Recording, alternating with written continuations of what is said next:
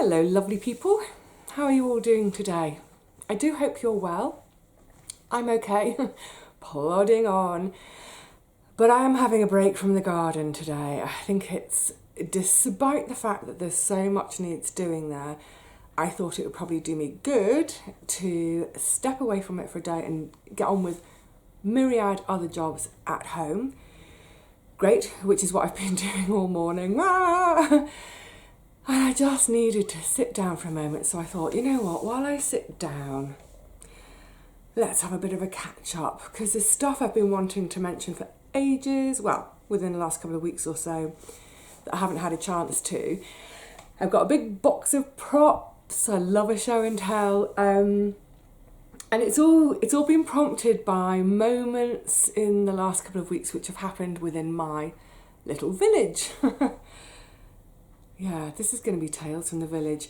I mean, I talk about my immediate neighbourhood as my little village, because essentially that's what London is. It's a whole lot of little villages. We all merge together and we all become London. I talk sometimes about, there's a village the other side of the railway line that I go to on occasion. There's a village up the hill that I go to on occasion. The village up the hill is, actually I've got two hills. I'm sort of halfway up.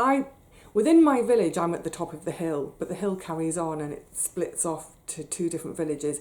And each of them, I need to carve out some time to go up to them both. Each of these two other little villages are places where we have little independent garden centres, nursery type places. So yeah, we're this little bunch of villages, and then a couple of villages over is what I think of as a town. It's the, how do you put this? I guess you call it the borough capital.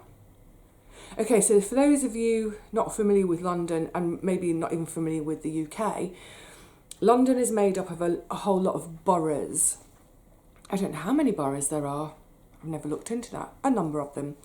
Much as, for example, in New York, you would have Queens and Brooklyn. Oh, Brooklyn just makes me think of Judge Judy. I love her so much. So you've got all your different boroughs within New York, as in New York City, not New York State. So it's exactly the same in London. We have all these different boroughs, and each borough has its kind of sort of, I suppose it's the, sort of the administrative centre for the rest of that borough. So I live in the borough of Lewisham, big old borough, and not quite slap bang in the middle, a bit more north, is the town of Lewisham. So that's the administrative centre. So for instance, when I pay my council tax, that's our house tax in the UK, I deal with Lewisham Council. So Lewisham I think of as a town, and that's where I go for, that's where I go to hospital. It's where my beloved old fabric shop was that closed down. And it's more, I have to paint a picture for you now. The reason I think of it as a town, apart from anything, is it's got the big shops and it's got the brand name shops. So for example, it's got the McDonald's, it's got Marks and Spencer's, TK Maxx. I don't really shop much in those places, so I don't know what they are. I think for instance, there's a branch of Clark's, which is a shoe shop. So it's those big branded chain stores. Whereas in my village, apart from Boots the Chemist, just trying to think of anywhere else.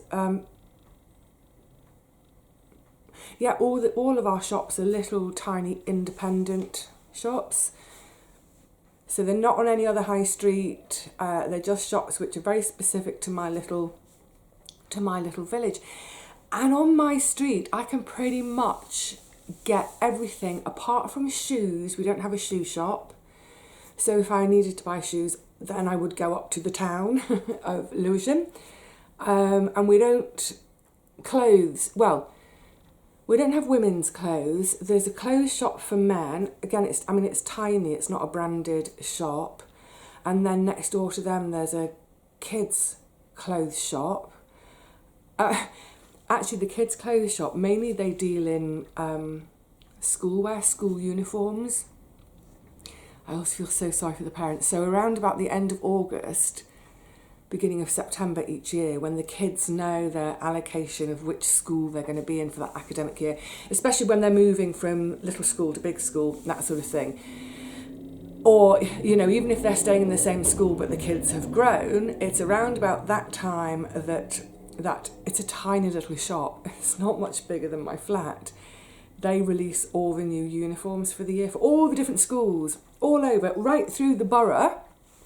And oh my goodness, those poor parents, the queue is crazy. That little clothes shop, the schoolwear shop, is at the bottom of the hill.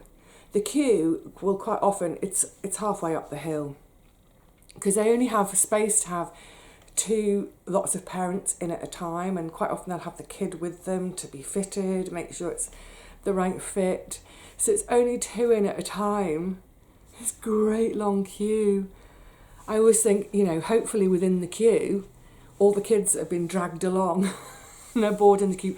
Hopefully somewhere in the queue is one of their best mates so they can chat and play together. So yeah, that's my little high street. Like I said, it's all indies. It's all, apart from shoes and clothes, but obviously I don't really go to clothes shops. Charity, this is a charity.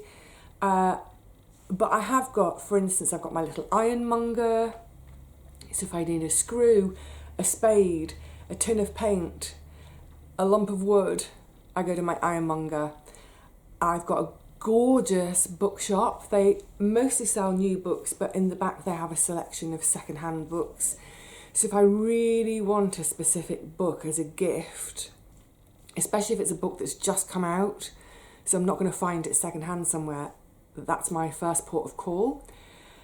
Lovely. We've got our street florist, Angie, who you saw at Christmas with her Christmas trees, but we also now have another florist. They're kind of a bit more arty, a bit more fancy. And at this new florist, they do all sorts of workshops in the shop. So they do wreath making at Christmas, bouquet tying and all sorts. That's really lovely. The bakery is independent. We've got a fishmonger, a butcher, a greengrocer. It's kind of like, it's like a children's nursery rhyme, isn't it? The butcher, the baker, the candlestick. We don't have a candlestick maker. A cobbler. It's kind of pretty old-fashioned, but up to date at the same time. The lovely little delicatessen that opened near me, which I thought was going to be a waste-free shop. It's not specifically a waste-free shop, it's a delicatessen. Oh my goodness, the cheeses. But in the back, they've got some of the waste-free products. So that's where I go to get my laundry liquid or my washing up liquid refilled. And they stock Bio D, which is my favourite brand. It's one of the cleaner, greener brands. And they're the ones who I can trade a surplus of product with. I can trade for my laundry liquid. So last year there was a point when I had rhubarb coming out of my ears. I mean, not literally, but I had way more rhubarb than I was eating. And I didn't really, I mean, I froze a little bit of it, but I didn't want to freeze masses because that would take up the space that I need for the veggies. So I traded. So I ended up taking a load of rhubarb in and came out with laundry liquid, washing up liquid. I think I came out with a couple of like solid bar soaps. Brilliant. So yeah, that's a little picture of my village, and I'm going to talk about Lewisham in a minute. I've got a feeling this might turn into a long one because I've got so much I want to talk about and catch you up on, so we might have it in 2 parts. It's getting warm. We're now, where are we? We're 15th of May, I think. And we're finally starting to warm up. I think it's about 23 degrees outside today, which means, of course, I've shut the front window to keep out the traffic noise. But of course, that sun is on my window. It means that inside, looking at my thermostat, it's even warmer. But it's lovely, yay for the garden.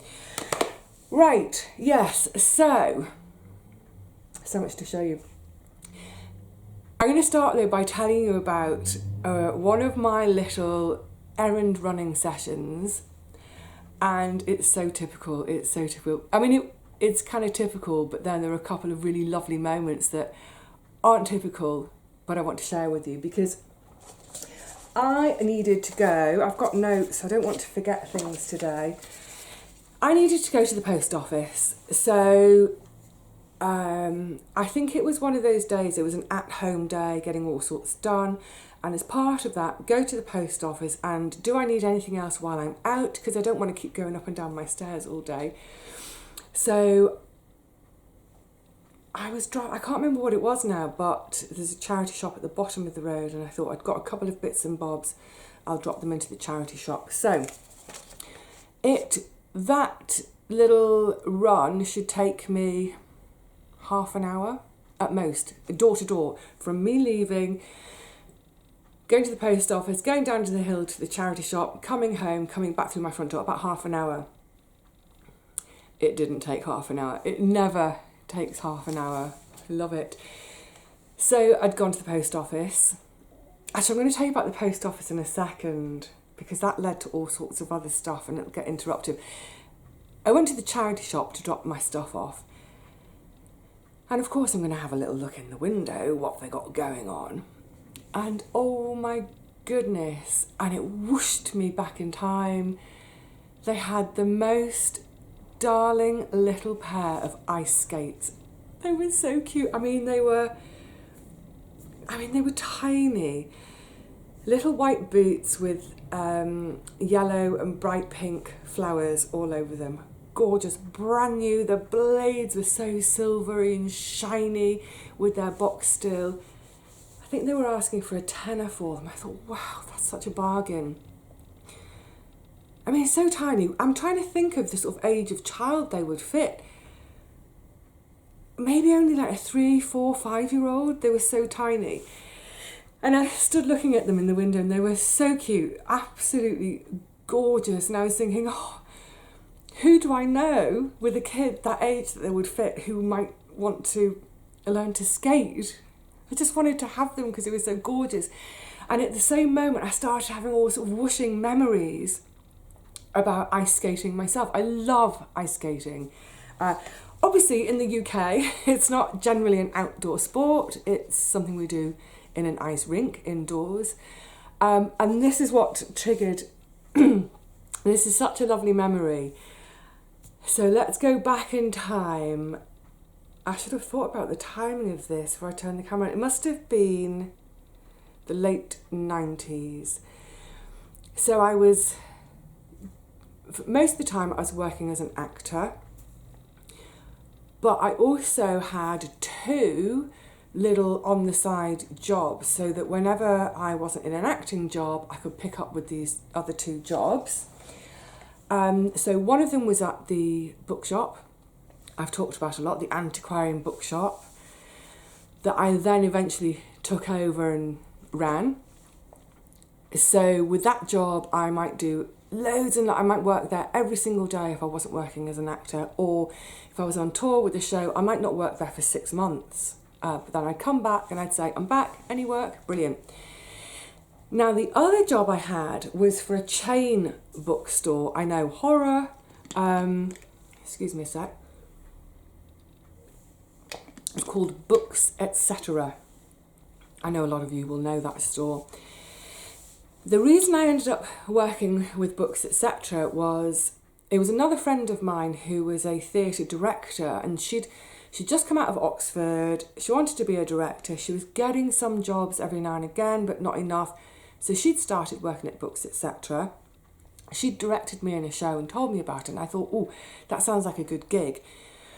So I started working for them on Sundays. I became a Sunday girl at the Piccadilly branch. And the reason it was great is because as an actor, we never work on a Sunday. We don't rehearse on Sundays. We work Monday to Saturday. So it was perfect. It meant that I could always fit it in, assuming whatever show I was in London. Great, loved it. And, you know, it was a nice change because I was handling newer books, the old books that were just coming out.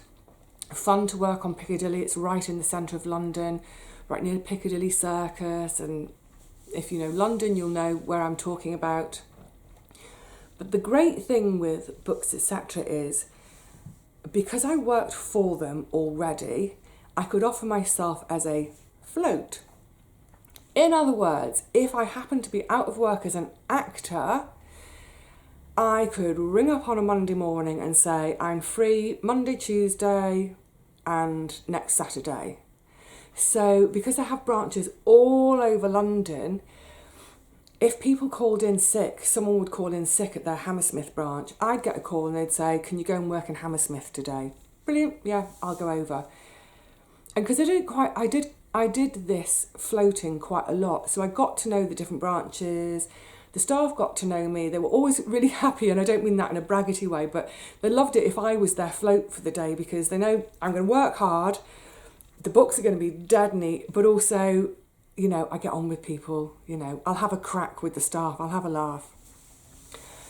So this 1 year in particular, it must have been towards the end of November.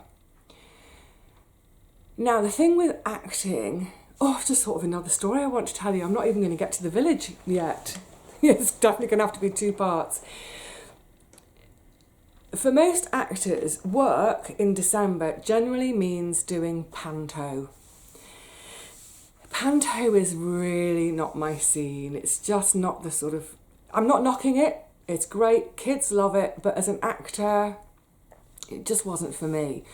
So I could almost guarantee that every December I would be out of work. I'm going to tell you about the ice skates in a minute and Books, etc. But just before I do, so Pantos weren't for me, and generally I wouldn't put myself forward for auditions for Pantos. But there have been 2 occasions when I have. 1 year, I think my agent must have put me up for it, because I wouldn't have put myself up for this. There was a Panto. I turned up at the auditions. The auditions were somewhere up in London, probably at dance studios, at the Dance Attic Studio in Fulham, or at Pineapple in Covent Garden. That was another place where auditions were always being held. Anyway, so I'd got a call to say, whatever the Panto was, I can't even remember what it was now, Principal Boy. Of course, Principal Boy, because I'm tall. I'm never going to get to play the pretty little, you know, the heroine, the princess or whatever. Anyway, so I turn up to this audition place, and when you go in for an audition, invariably, you know, there's seats all along a corridor, and quite often it's a bit weird. You'll go into an audition and there'll be 20 other women who look quite similar to yourself. It's like we're all, obviously, you know, I go to a casting and they've been looking for women over 5'8", 5'9". So you'll see this row of tall girls, all tall or slim, all with blondish hair or whatever, or brown, whatever. Anyway, on this occasion, I went in, it's like double doors. It's like this huge grand entrance, big room, just tons of people everywhere, men and women.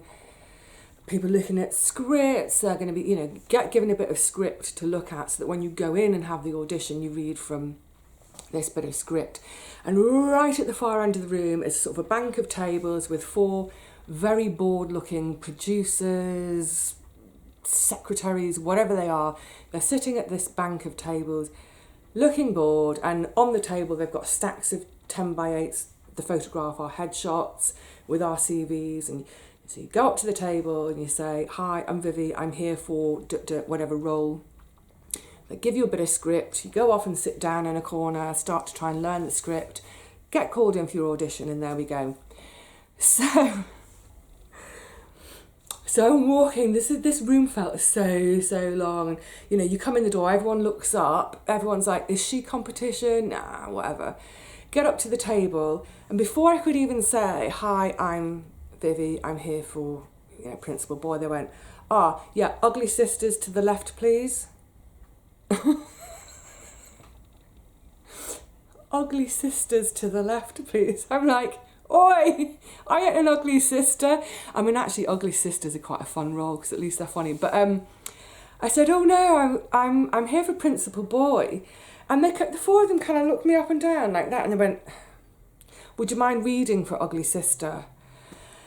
And I can remember my heart had sunk at the prospect of going to this audition anyway. I really, really didn't want that job. And then, listen, I'm not being above myself or big for my boots. I just don't like doing Panto. I'd rather work in the bookshop for Christmas.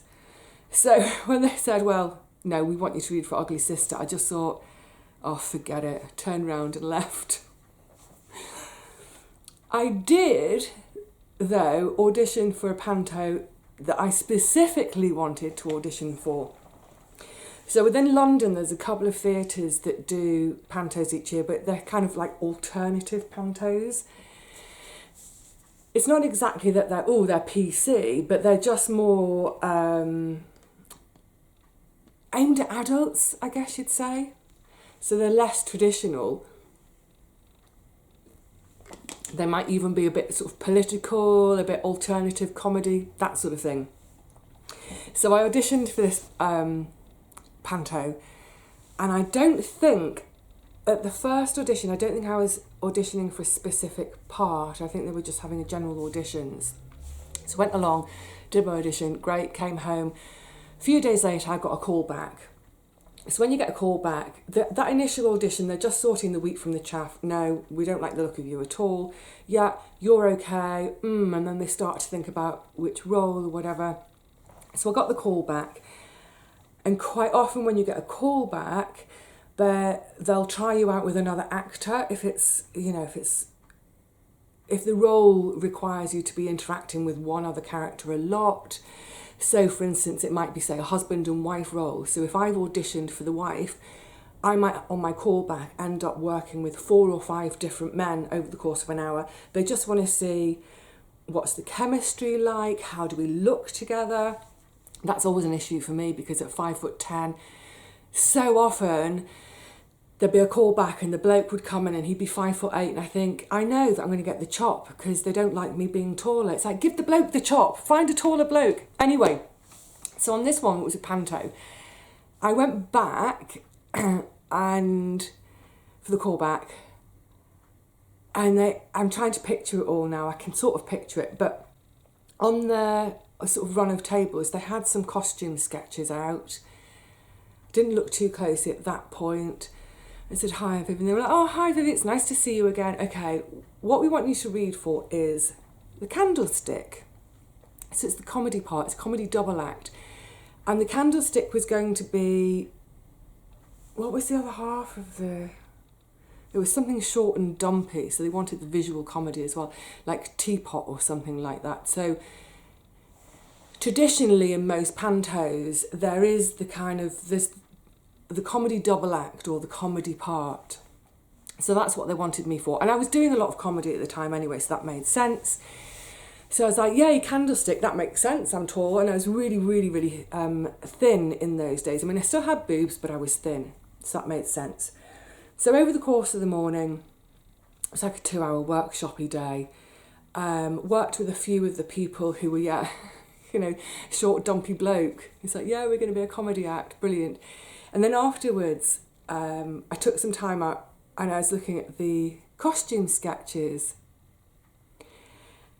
I had a third audition, I was recalled again, and I think at that point I thought, I'm not sure about doing that. I think I must have had another job offer, as in another acting job, to have turned it down. I wouldn't normally turn an acting job down. But anyway, and this is what I brought up at the third audition, that for the costume, it was long and white, almost like a stocking net material. So a complete cling.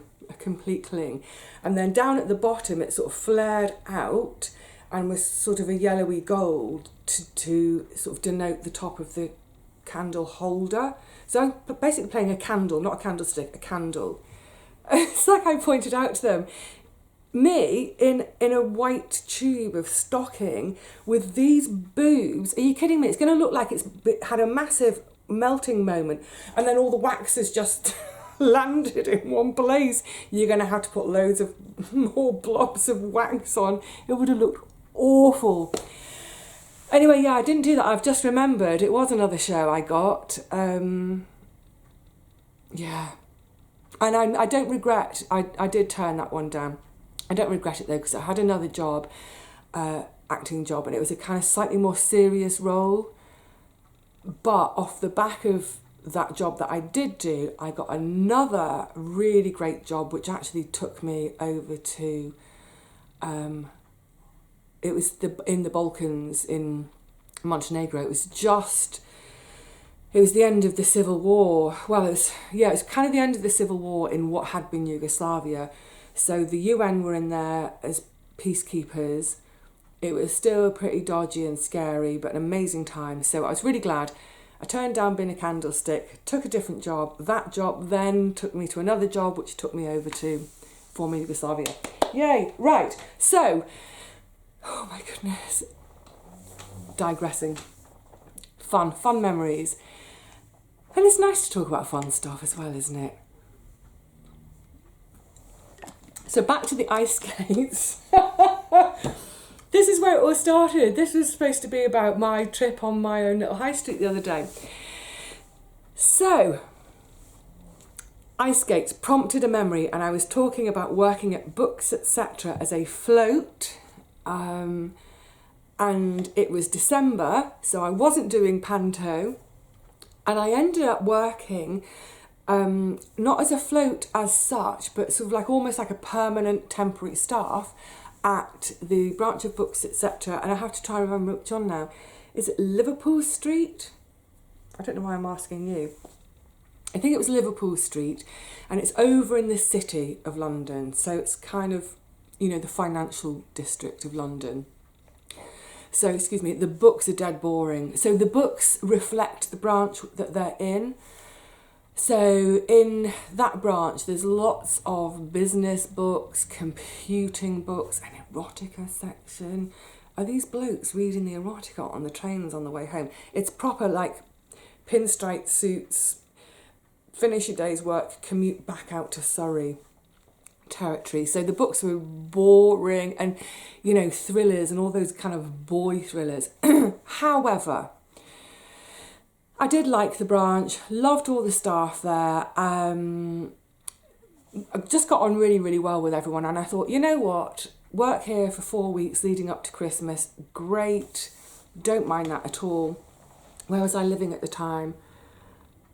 I was going to try and remember what my commute was. It doesn't matter. It doesn't matter at all. What matters, and this is how it ties into the ice skates, I will get there. I'm being a bit Ronnie Corbett today.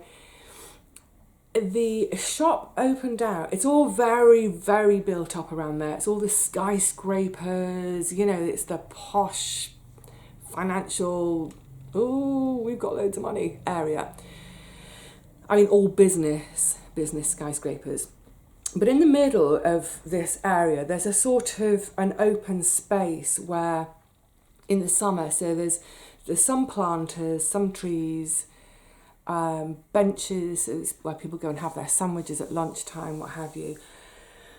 But in the winter, it's an ice rink, a lovely little, it's only little, but an outdoor ice rink.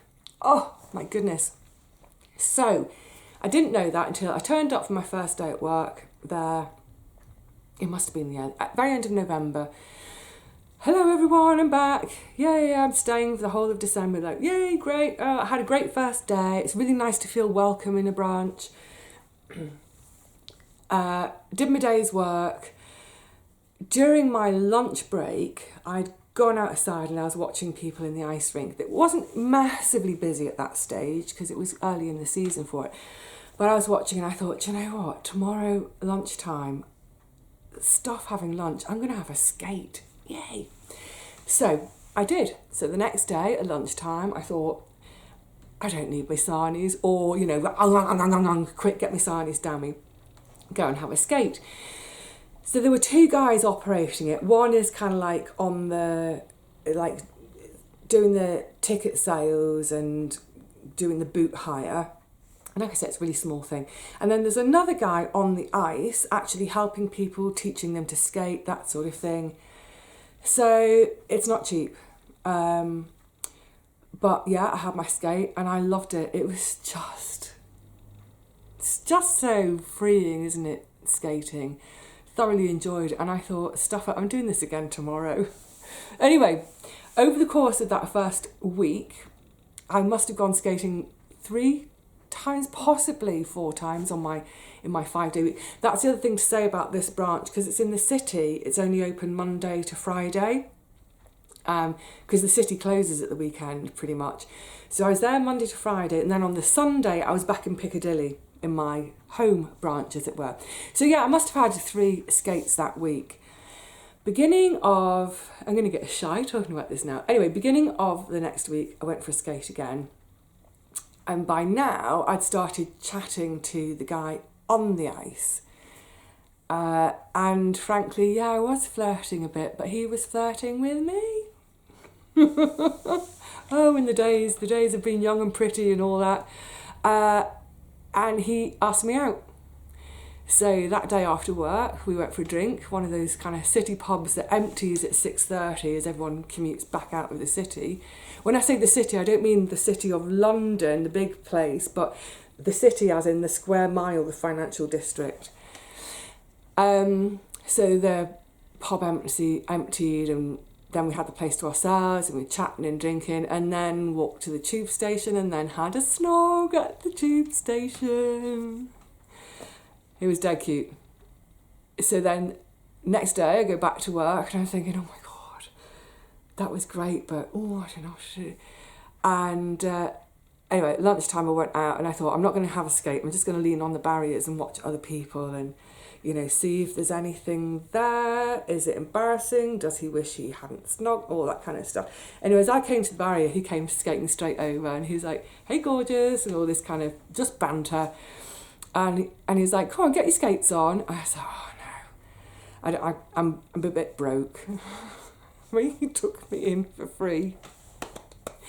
Yeah, well, I'm going to finish this story just by saying that I spent a month, pretty much the whole of December, ice skating every lunchtime for free.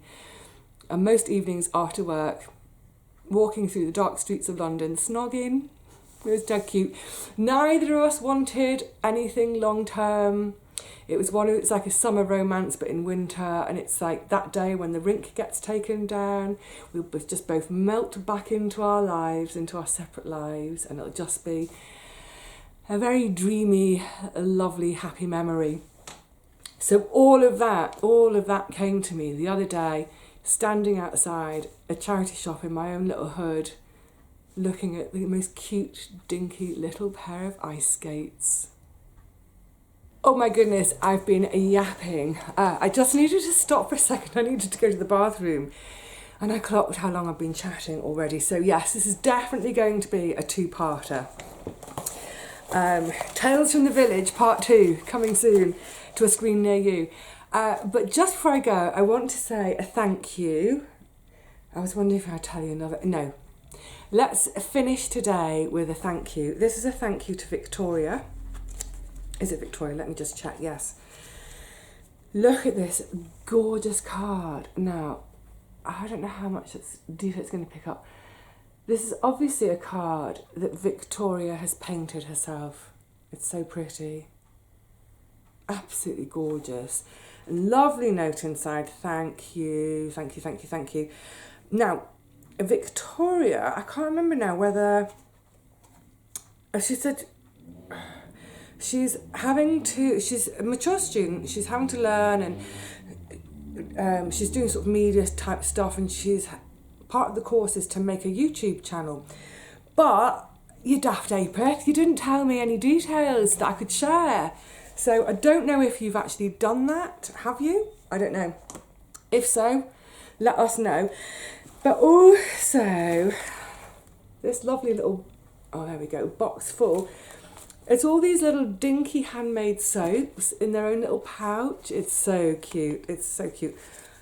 What's this one? Wild Garden Soap. They're so lovely. It's such a sweet little thing. Look at that. Isn't that cute? 100% handmade. It's really nice. So that's obviously the bottom part of the mould, and then you can see it's handmade as it's been poured into the mould.